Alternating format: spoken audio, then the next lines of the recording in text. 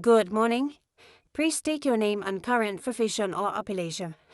Good morning, Your Honor. I am Hanira Giandal, graduated of Bachelor of Science in Criminology in GCC Duminag campus.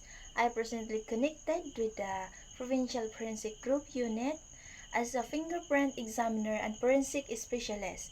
My work primarily involves the examination, comparison, and identification of latent fingerprint evidence related to criminal investigation and homicide case. So, what is your primary responsibility regarding the evidence provided in this case? So my primary responsibility, Your Honor, was to conduct a scientific examination of latent fingerprint evidence recovered from the crime scene. I was tasked to develop latent print, compare it with the standard specimen fingerprint obtained from the suspect, and determine whether both fingerprint originated from the same individual through accepted forensic procedures. So, what specific evidence did you examine in this case? So, Your Honor, I examined the two pieces of fingerprint evidence, the uh, latent fingerprint lifted from the crime scene in relation to the homicide incident, and the standard or non-fingerprint card obtained from the suspect for comparison purposes. Can you explain the difference between latent fingerprint and standard fingerprint? So, yes, Your Honor, so a latent fingerprint is an invisible or partially visible print left at the crime scene, usually requiring developed techniques to be seen clearly. On the other hand, a standard fingerprint is a clear, intentionally collected fingerprint impression taken from the known individual, typically using ink or digital scanning, and use a reference for the comparison. How did you arrive at your findings in this case?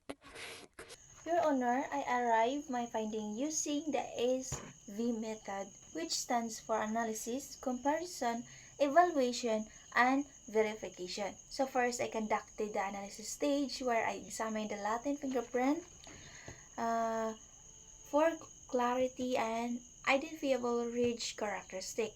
Second, during the comparison stage, I compared the latent print with the known standard fingerprint of the suspect, focusing on the red's details, such verification rates, endings, and overall pattern type. And the third, in the evaluation stage, I assess whether the similarities and differences were sufficient to determine a match or non-match in the fingerprint examination. And finally, in the verification stage, the results were confirmed through independent review to ensure accuracy of the conclusion of this fingerprint examination. What conclusion did you reach based on your examination? Your Honor, based on the comparative examination of the race details and identifying characteristic, I concluded whether the latent fingerprint and the standard fingerprint originated from the same source of individual.